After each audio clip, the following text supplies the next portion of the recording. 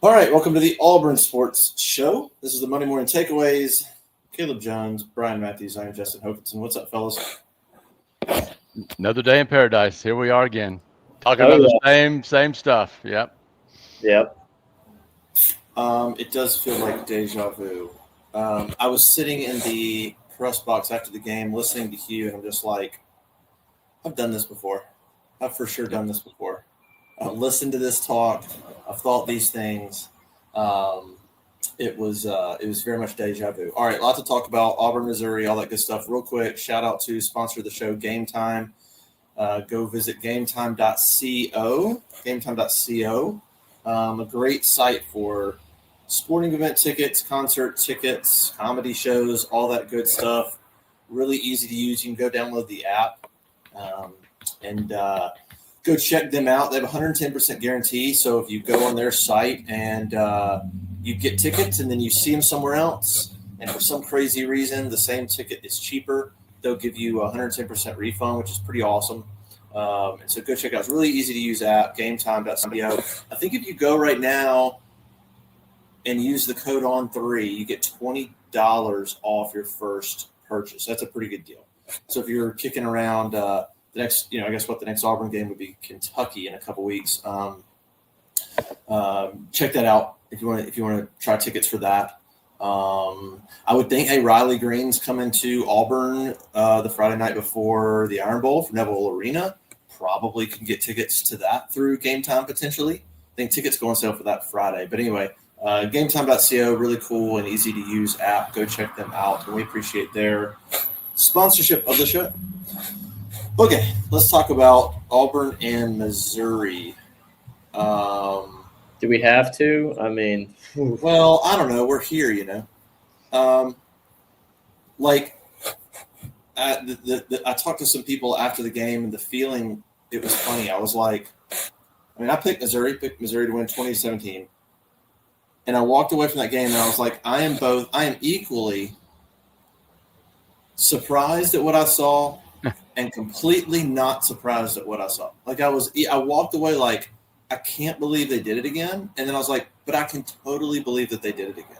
It's a very weird place to be after watching what we watched on Saturday night. Go ahead, Caleb. It's the same game every week, it feels like, but it's just at the same time, they like Hugh Freeze has said multiple times in his press conferences, they just find new ways. They're getting creative at this point as to how are you going to break the hearts of all the Auburn fans watching from their seats and then from their homes. Another game where you felt like Auburn's got this. Like they might have this one, and then out of nowhere and really not out of nowhere at the same time, it just disappears. Yeah, and I would say the one thing that was a little different was Auburn did have some big plays in its offense, right? Yeah. But here's the thing: the two biggest plays, a 46-yard pass to Cam Coleman at the end of the second quarter, a 41-yard run by Jeremiah Cobb in the third quarter. You know how many points Auburn got out of those two drives? Was it 3 or 0? 0. Wow. 2 missed field goals. And here's the thing: those are momentum-changing plays, right? You'd expect a play like that to really spark the offense. So the 6 plays Auburn ran after those 2 plays combined, right? First, second, third down, they totaled negative 2 yards. That included 2 sacks, a negative 6-yard run, and an incompletion, a 1-yard run and a 12-yard pass. That's what it comes up to. So that just tells you that even when things go right, even when they make a play, this offense is so bad it cannot maintain any momentum or take advantage of any big plays. It just reverts back to being a really sorry offense. Yeah, I was looking at 5 Auburn drives, if you count overtime, 5 Auburn drives ended in Missouri territory with 0 points. That happened to Missouri just 3 times. So Missouri took better advantage of their drives. And you're right. Auburn had 236 yards on 9 big plays. Yep. First time under Hugh Freeze that Auburn's had a 100-yard rusher and lost. Yep. It was just like some of those things even went against the trends. I did my advanced stats breakdown afterwards, and Auburn came out on top on most of those. It's all about finishing. This is like it's an offense that, if you think about it in terms of like a game, it's like an offense that's good between the 20s and then just can't convert. And so it's like, yeah, you can do whatever you want, but if it doesn't produce points, we can stay on offense for a minute, I guess. Jackson Arnold looked a lot like the Georgia game. Like there were moments, there were flashes. He probably got better. I mean, he threw some nice balls. Cam Coleman dropped one. Look, that could have been a touchdown. Cam had another drop. Harry had a drop. But again, the sacks, 5 of them. Some of those on Arnold.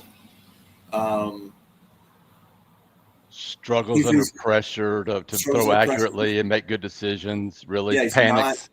And I saw one play that's really stood out. I saw it when it happened. It was a 3rd down. Eric Singleton went in motion, and then they called hike. Eric Singleton went on an out route, and Jackson just didn't throw it. Yeah. And he held it, and then it got nowhere. And you could see them talking afterwards. And I saw it later on. Like, he completed a ball later on to Cam Coleman on an out route, but he was late again. Yeah. He does not anticipate things. He waits for stuff to be wide open, and it continues to happen, and it's killing him.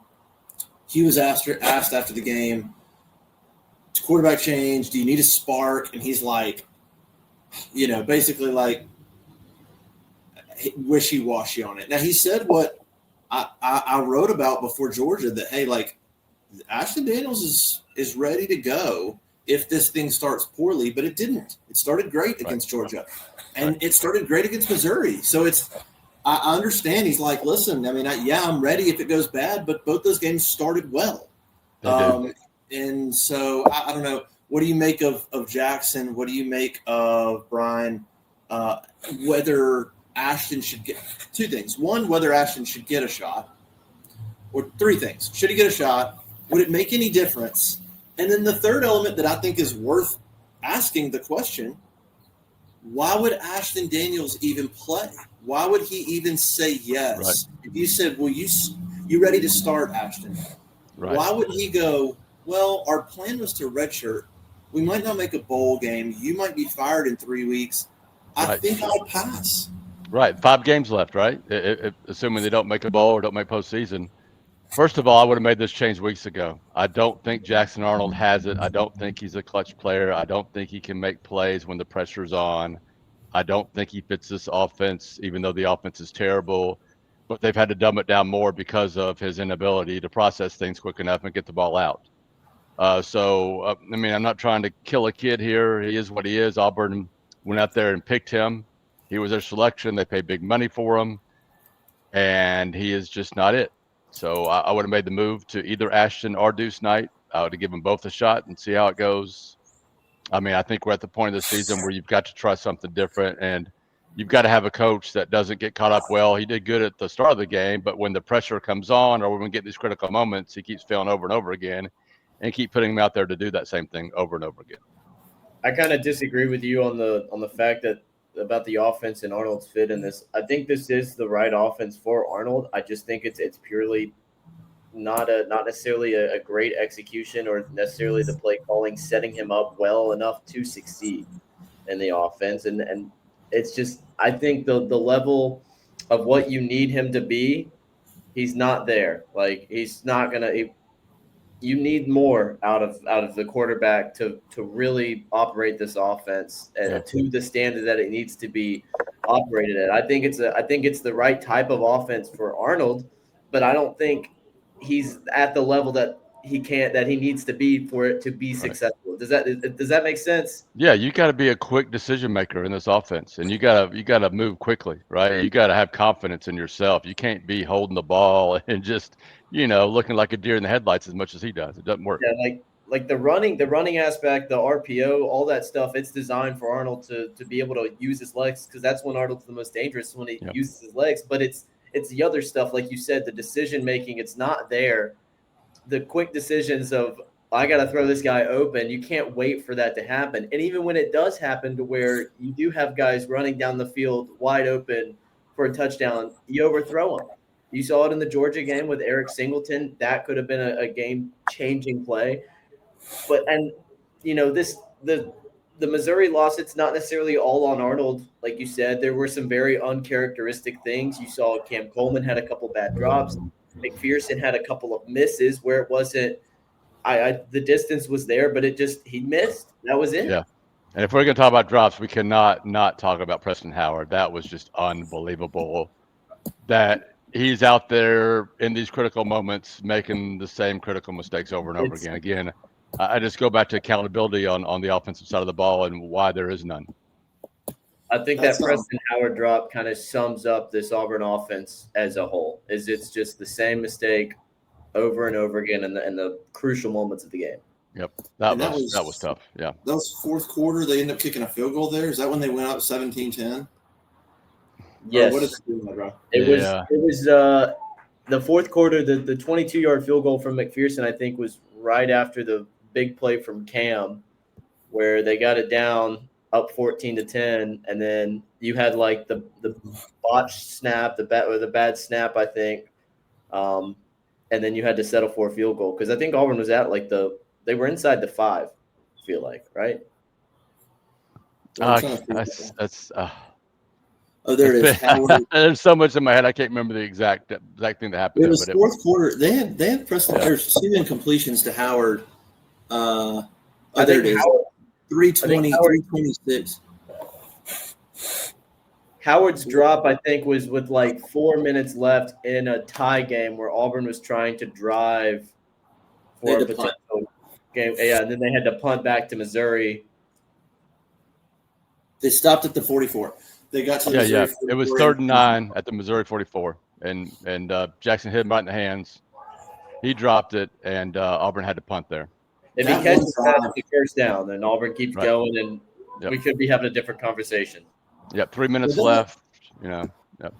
That whole game was a microcosm, but that drive, because what happened the play before the Preston Howard was the Cam Coleman defensive pass interference that goes uncalled, where his wrist is getting grabbed and he can't bring his right arm up. You get no call. Yep. And then that's crazy. And then the very next play, Howard drops. So in back-to-back plays, you should have gotten a defensive pass interference. You don't get it. Then you have a drop, and then you punt. But that game, man, it's like, I don't know. If you take some of these games and extrapolate them out and just say, let's just talk about the Missouri game, I could buy into Hugh Freeze going, like, at some point we got to make plays. I can watch a Howard drop. I can watch a Coleman drop. I can watch 2 missed field goals.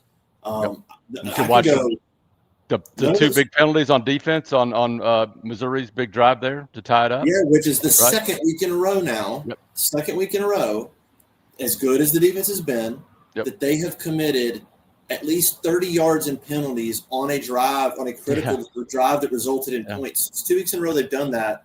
But like I could buy into Freeze going, hey, at some point we got to make plays, because that was kind of a good example last night of guys making plays. But at the end of the day, it comes back on you. And of course, we're not talking about one game. We're talking about going on 3 years.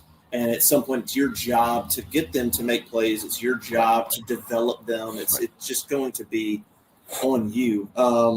Leadership, discipline, all those things show up on the field if you don't have enough of it. Defensively, like, they played well. I mean, Ahmad Hardy had 58 yards. I wrote about a third of Missouri's runs went for 0 or negative yardage. Stuffed them.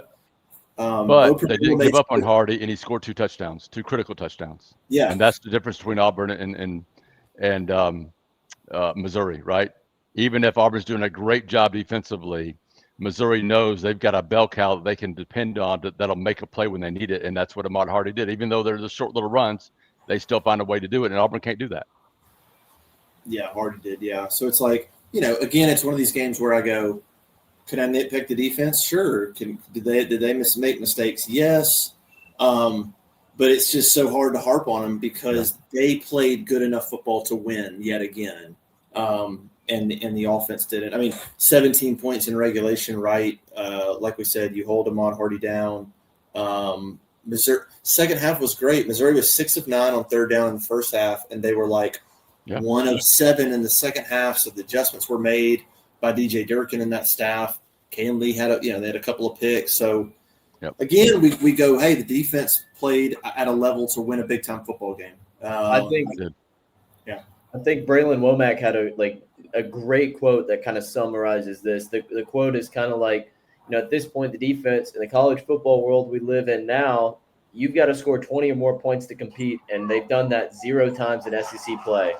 He's talking about, the defense could have gotten off the field a couple of times, but they gave the offense 2 extra times, and the offense didn't do anything with it. It's kind of what he was saying. Like, as a defense, you can only do so much. Like, if your offense isn't scoring you 20 points a game, Auburn's the only team in the SEC that hasn't scored 20 points in a conference game, which is ridiculous. You're not going to win games if you can't score 20 plus. Yeah. Especially when you have, right out of the gate, you have 10 on Georgia. Right out of the gate, you got 7 on Missouri. Both those games, you got off to a fast start to still not then hit 20.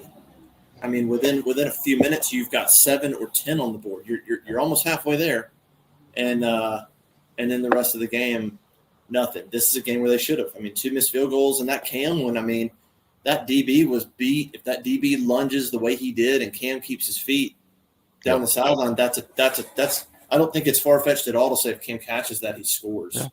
So you're talking about whatever. That's 13 points off the board that should have been there. And we've seen Alec McPherson in practice. He's been really good. Mm-hmm. Then he goes out there and has the worst game of his life. I felt terrible for the kid, but and they weren't bad misses. They were just to the right and hit upright. They were not bad kicks. And then the 50-yarder, I just don't understand what happened on that one. Yeah, I don't know either. That was bad. That looked like the 50-yarder. It looked like McPherson from 6 weeks ago or 6 weeks ago, where the power just wasn't there. I don't know. And he looked like he was hitting from that distance in warmups. I don't know if I watched him hit that last week against Georgia. He absolutely has shown over the last few weeks the ability to hit a 50-yarder. It's just anything that can go wrong goes wrong for Auburn football in the critical moments over and over again. It just keeps happening, and you have to point to the head man in charge of that, right? It's not like it's 1 game or 2 games. It's a lot of games. Yeah, I can. It is, and I get Hugh Freeze saying, he's frustrated. He's saying, I don't know how to fix it. That's why it keeps happening. But that's why it keeps happening. At the end of the day, it's your job. It's your job to know it. And I get it. Sometimes there's things that happen that you're like, I cannot explain why that guy just made that decision. I get that. But when it's happened, the amount of times it's happened, and when you look up and you're 1 of 12 against ranked opponents, and you're 1 in 12 in games decided by 10 points or less, so close games, ranked opponents, you're almost an over. It's just your job to know. It's your job to know as a head coach what it takes to build a championship team, win in the fourth quarter, be in the right mental frame of mind to make these plays. And that's just it's your job to know that as a head coach. It's your job to build a program that produces that. And if you don't, I understand saying, you want me to go kick the field goal for him? No, I get it. McPherson missed it, but it just is your job at the end of the day. We could talk about play calling. We can talk about whatever you want that's kind of downstream of Freeze, but it all goes back up to he's responsible for it. So go ahead, tell me that Freeze made some good play calls in the game. It's completely irrelevant to the greater conversation. Yeah, it's that last 5 or 10% that Auburn doesn't have, and that last 5 or 10% is always on coaching. It's always the little things, making sure you hold players accountable during practice or during workouts or whatever. It all kind of adds up, and this is what happens on the field when you're not taking care of those fine-tuned things, those 5 or 10%.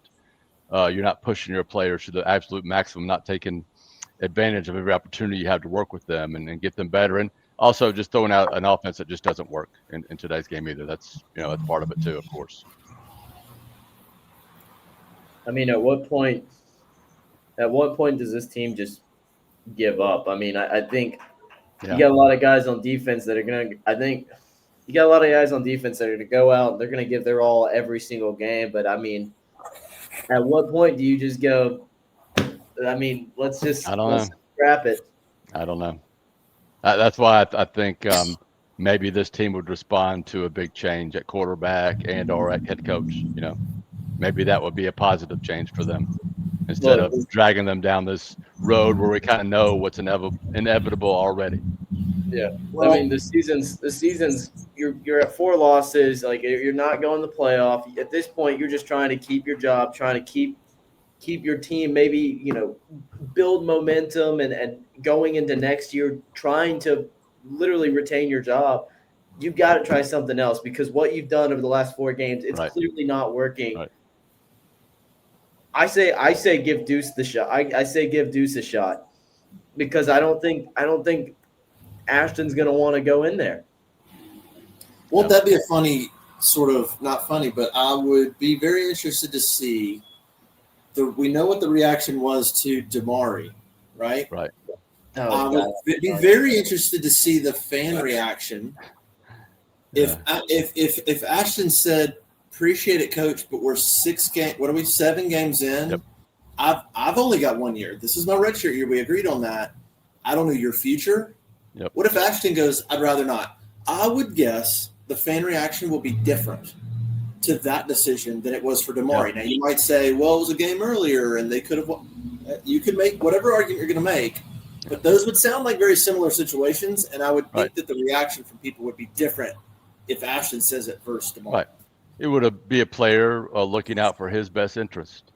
And I know people don't like that because everybody should be all in on team, but that's just not the reality in today's college football world. That's just not how it works. These guys are paid. They've got agents. They have to make business decisions, not just in the off season, but during the season too.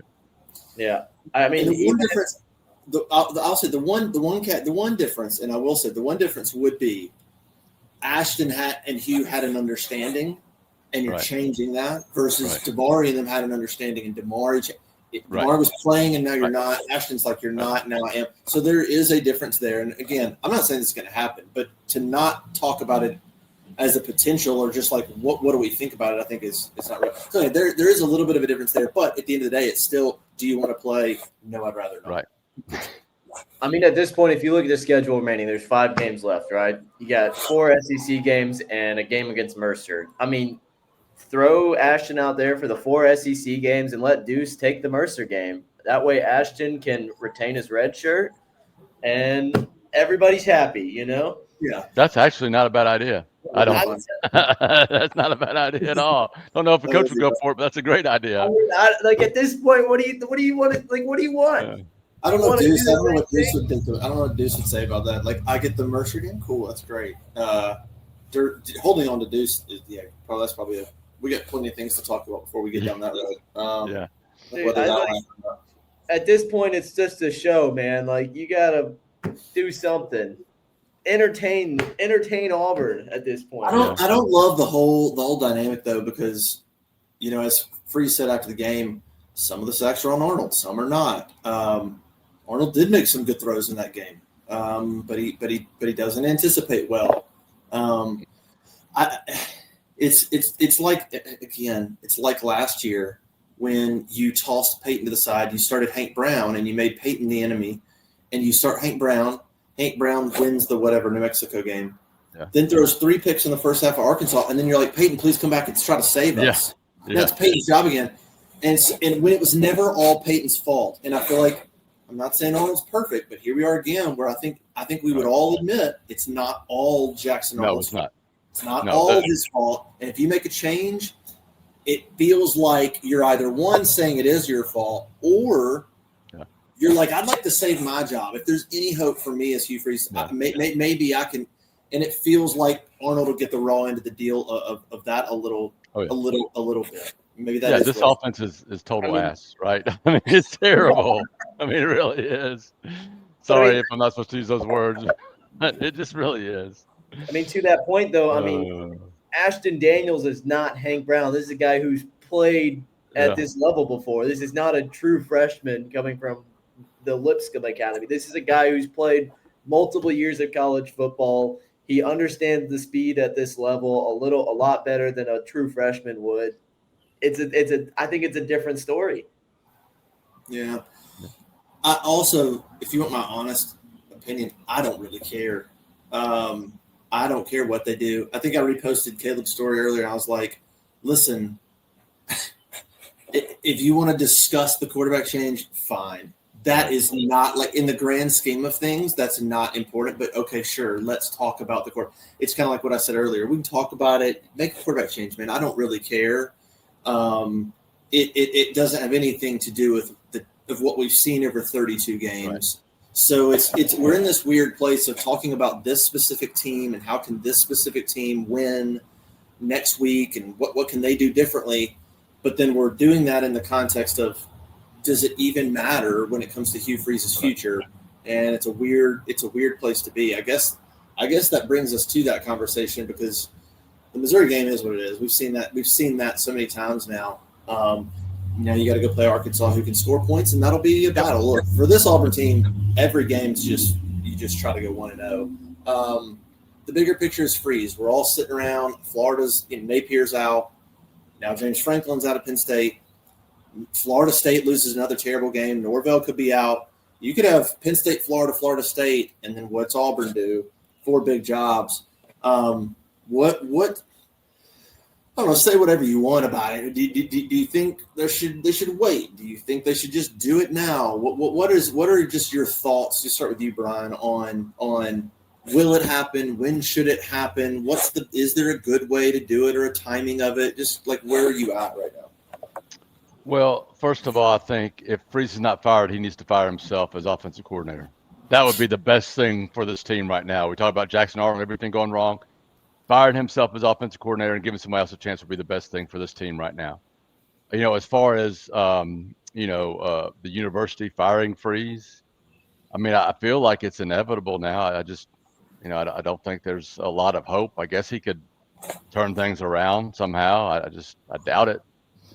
But I've been around long enough to know that crazy things happen. Napier was about to be fired last year and went on this late run. And now, of course, he's shown exactly who he is and he's gone. So maybe I don't know the advantages now to waiting or doing it now other than getting in line and getting out there and getting everything set up, right? Because if Auburn does hire Freeze, they cannot afford to do what happened last time when they fired Gus, to not have a plan and end up with Brian Harsin. They can't take another step back. They just cannot do that. They have to have a plan in place. They've got to have their guy in place who hopefully is going to be a good coach, right? We get into that. And it is a pot shoot sometimes, right? You just never know. I mean, every great coach, every great hire we hear every offseason, 75-80% of those turn into duds, right? So we just don't know for sure.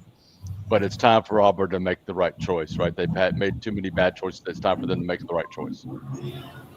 It's just a never-ending cycle. I feel like if you let Freeze go this year, then you're going to lose a lot of your current roster, which is really talented, to the portal. You're just going to put Auburn back another step. But it's like BMAT said, if you do say, hey, we're going to let go of Freeze, right? If you're John Cohen, you say we're going to let go of Freeze.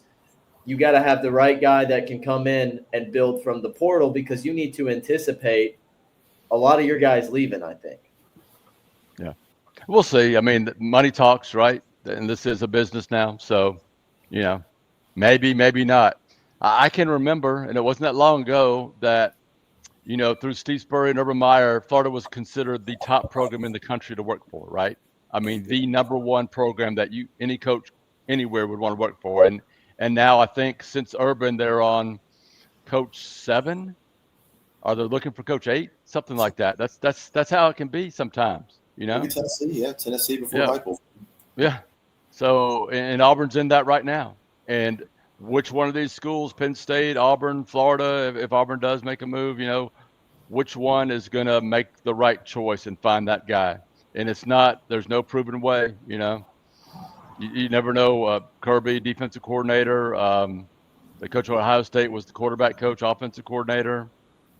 Trying to think of all the other top coaches right now. What was the Notre Dame? Was he the DC there when he was promoted? Was that right? Yeah. Yeah, that's right. Yeah, I believe that's right. Dan Lanning was Georgia's defensive coordinator. Yep, that's right. And before that, he was an assistant He coach, was right? He was a Alabama coordinator for long. You just never know where. And Nick Saban, of course, was a proven coach when he was hired at Alabama, right? So there's all sorts of ways to get it done. There's no you have to go out and get this coach or he has to have this experience, but you just got to find the right one. Yeah. It's I don't know. I think everybody's just sort of waiting for the axe to fall. Yep. I honestly don't, and I'm totally open to. I don't know. I mean, look, the team hasn't quit. They should have won. The culture's not bad. I haven't heard anything that's like. So, for instance, people that don't remember, 2012, bad. They quit. Yep. Bad culture, and down the stretch, they were getting just demolished by teams. I can remember that season so well. I was at Ole Miss for that game, walking behind the bench, I guess late in the game, and Auburn's getting their butts kicked on the field and their players yucking it up on the sidelines. Yucking it up. I mean, that was a team that quit on their staff, and we don't have that. And I think DJ Durkin shows you exactly how the right coach, the right person in charge, can get a unit, to play at a very high level at Auburn right now with the talent they have. So had Hugh Freeze stuck to his original plan to hire offensive coordinator, and he got the right guy, and he was just the CEO coach, and he just recruited and ran the program and hired people, Auburn might be in a great place right now, but that just hasn't happened. He's stuck on being this offensive guru, and it does not work. Yeah. So I don't see that stuff happening. So, I mean, if there's a lot to consider, I think. I mean, you're wondering, are you trying to make a bowl game? Does anybody care if Auburn makes a bowl game? I mean, really, are you thinking, okay, if we make a change and name an interim, what does that do? Does that mean do we have any chance of going to a bowl game? Does it even matter? I mean, maybe there's some players that would like to go. Some players would probably opt out. At the same time, if you're potentially going through a regime change, wouldn't you rather maybe just hire a guy and just start your portal product? Why would you want to be juggling an interim coach trying to coach for a bowl game and also hire a guy? And there's a lot of that going on. And so I don't know if there's I don't know if there's a need to fire Freeze right this second. I other than fans please, I'm tired of it. I totally get that. You don't want to see another press conference and listen to Hugh Freeze at this point. I get that. But from John Cohen's perspective, he's thinking, I need to be doing behind the scenes work. Who can we get? What kind of conversations can we have?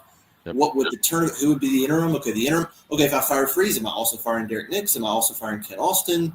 Who takes their places? I don't know. I mean, there's a lot to go through where you could just go, we should have won. We should have beaten Missouri. So why don't I just let him coach these last handful of games? They're still competitive. Now, the thing is, if you're Cohen, you have to have your mind made up that you're going to make a decision, because what you don't need is win. And then all of a sudden it's, did he save his job? And and you're like, no. You better have your mind made up, because that can't change things either. If you were to keep Freeze and he were to beat Arkansas, Kentucky, and Vandy and Mercer, you can't then go, oh, well, there's a little bit of momentum. Maybe we'll hang on. No. Those 3 wins cannot change the thing. So you got to make up your mind one way or another, even if you let him sort of coach these next few weeks out. You do have that bye week after Vanderbilt that I could understand. Can we just get to that? And then that'd give me 2 weeks to let go of Freeze, give 2 weeks for an interim to sort of do I understand that. I mean, if the team hasn't quit, I could see that as a plan of get me to the bye week no matter what happens and then do it there. But I don't know that that's set in stone or anything. But I understand where fans are at.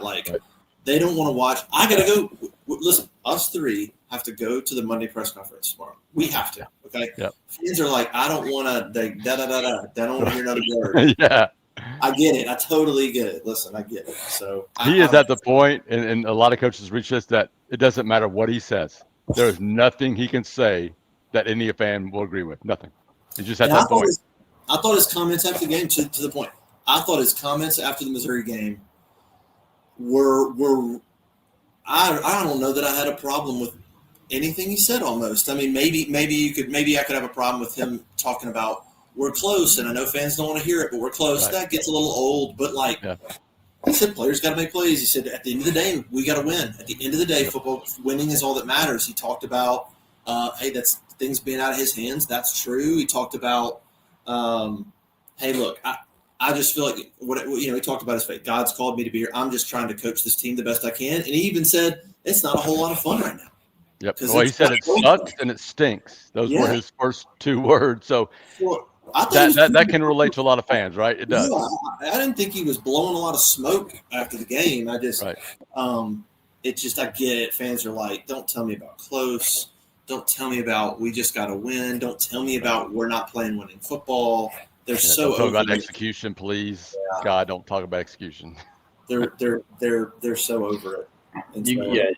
You can tell that the mentality from Freeze is very similar, I think, to what everybody that watches this team is feeling. Where the last thing Freeze wants to do is, lose a game in that fashion, and then have to go to this post-game press conference and say the same thing. Kind of going back to what you were talking about with, Cohen and having a decision to make. At the same time, you've got to. If Auburn loses to Arkansas, or they lose to Kentucky at home, or they lose, I guess Vanderbilt's after that. Vanderbilt's a little different. If they lose to Arkansas or Kentucky, I think you have to go the next day, 2 days afterward, and say, all right, that's it. That's got to be your breaking point, I think, because I don't think if Auburn goes and loses to Arkansas or Kentucky, nobody's going to want to wait until the bye week. They'd want him out at that, before he walks off the field. Here's the most amazing thing to me about all this. Auburn had its 19th straight sellout last night. That's a program record Saturday night. And I went down on the field for the fourth quarter and all of overtime, and the atmosphere was incredible, unbelievable. People were into that game. They were loud. They were trying to make a difference. The loyalty of this fan base, the way they just throw themselves out there and just really fight for Auburn, and their love of Auburn shows. It's just incredible. And it's so disappointing that, there's nothing they can, take away positively from that, other than that they were there and they did it, and they should be proud of themselves. But, man, just an incredible job by Auburn people to continue to support this program through everything it's been through for the last 5+ years. Yeah, I talked to a couple of Missouri riders on the little ride back to the parking lot, and I was telling them, I was like, well, that's what it's been like for the last 4 games, by the way. Just told them copy and paste the story pretty much, and they were talking about that. They said they came to Auburn expecting it to not be incredibly, rowdy or loud because of where this team is at. The team entered the game 3-3, 0-3 in SEC play, and these are guys that were telling me that this is probably the most one of the most insane environments they'd ever witnessed. Yeah, I was waiting for the fans, the upper decks to be, how they can look when everybody doesn't show up, right? And no, packed, unbelievable. Hey, the power stripe looked good. That was something. It's good. Great. I'm with you, Caleb. I agree. I wrote in my storylines, I said, look, if it's a blowout, we're going to have a 10th Sunday. But if it's another game that they're competitive and you walk away thinking you should have won, we might just trudge on. It very much feels week to week. I think in a perfect world, maybe right now it's get to the bye week if you feel like you got to make the move. But I do agree, Caleb. The difference is the 4 games so far have been ranked opponents. The next 2 are not that. The next 2 are the only other 2 teams along with state that doesn't have a conference win. Those turn into losses, and I don't care if they're close. That's a totally different situation, losing to Arkansas. Granted, Arkansas can score. They almost beat A&M. I get all that, but that's a different thing than losing a close game to Missouri. So you don't know how you'll feel. You don't know if they don't make a move. We don't know how they'll feel. What it'll look like if they go to Arkansas and lose, 31 to 23 or 4, whatever. Maybe you're like, oh, I really think it's week by week. If the team doesn't quit, if they look like they're okay, now we're backsliding. Like now we're really going the wrong way, and you got to make a change. I think the real question is, does making a change, is that for the betterment of the players? Are the players now suffering? Is their development, not just the development, but are they just straight up not getting put in positions to win games and they're getting penalized? I don't know if I could say that right now. I mean, they're just losing games, but they've had chances to win them. Get me to a game where they get blown out, or a game where you're going, okay, you're penalizing the players. You're just screwing them over with what's going on with the coaching side. And I know some people will be like, that's exactly what's happening. But I don't know if I'm there yet. It's a I don't know. It's a weird situation. I'm totally on board, by the way. Don't get me wrong. I'm fairly on the record with you, Freeze. That's why a lot of people in the bunker hated me last year, because they thought I was a Freeze hater when I openly said, like him or whatever, he's not the long-term answer. That's my opinion. If you want consistency, you're not getting it. You're not going to get it. Yep. It's not going to be the answer. Everybody trash me for it, but I'm like, that's just the reality. But so my stance hasn't changed. But it's like watching two different teams out there time and time again. With what it really is. The defense is so much better coached. They are playing winning football. If they had a matching offense, this team probably have maybe one loss, maybe. I don't know.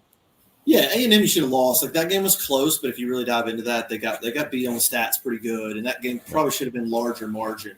But OU, you right there, Georgia and Missouri. I mean, you easily right there toe to toe in those three games, no question. I'll say this about the next two games, Arkansas and Kentucky. I think the last, not necessarily this season, but the first two seasons, he was talking about a talent gap, right? Auburn had been kind of on the wrong side of the talent gap, right? That's what terminology he would use. Looking at Arkansas and looking at Kentucky, Auburn's now on the right side of the talent gap. Auburn is tremendously more talented, I think, than Arkansas, and more talented than Kentucky by a long shot. If you don't go and win those games, it's purely coaching, I think, at that point. Well, that's one thing that I'll give him credit for. Freeze said after the Missouri game, he goes, he straight up said, it's not a talent gap. That's not the issue. He goes, we have resources, we have support. That's what I talk about. I didn't think he shied away or spewed too much BS after the Missouri game. I mean, I thought he said we have very transparent. We have support. We have resources. We just literally aren't winning games, and I agree with that. But the talent gap thing was never worked as soon as you lost to New Mexico State. And it never worked as soon as you lost to then Cal and Arkansas. And it never worked. So it works if you only lose to the teams more talented. It doesn't work when you're losing to teams less talented from the get-go and then going, but also talent gap. It's like, no. You can't, you can't lose the other ones and then talk about talent gap. And I don't think Missouri was that much. I don't think Missouri was more talented than Auburn. I think Auburn's more talented than Missouri. Yeah. No, I agree. I thought it was that was a game Auburn just once better coached certainly than Auburn, but yeah. Man, brutal. 23-17, go to Arkansas. We'll see, man. Arkansas can score points. I mean, the real question is just how long will the defense hold on? I feel okay about that group, partly because look, let's be real. Durkin's name's going to be in the hat for this thing if Freeze goes. So it's on Durkin to. Durkin's not Durkin's dialed in. He's coaching for what even if it's not realistic or whatever. In his mind, he's thinking, I'd like a shot at the job, and so I'm gonna coach my ass off. So I don't think you're gonna get a drop off on defense because that dude's not over there going, well, I'll be out in a few weeks. He's probably thinking, not just head coach. They could hire somebody that keeps Durkin. I think there's a ton of incentive for Durkin to stay dialed in. They like Auburn, so I don't anticipate the defense going, all right, what more can we do here? I mean, they might give up points. They might have a bad game, but I don't think there's going to be an effort issue on that side of the ball. Yeah, they got good leadership with guys like Keldrick and Champ over there. They are fierce. And Dirk has definitely got the Saban, Muschamp, Kirby in him, right? He's that type of coach. He's part of that group of coaches, right? That coaching tree. So certainly a really quality assistant coach at Auburn and does a great job with the defense, like Auburn's had for a number of years over the last couple of decades. Well, we'll see what happens.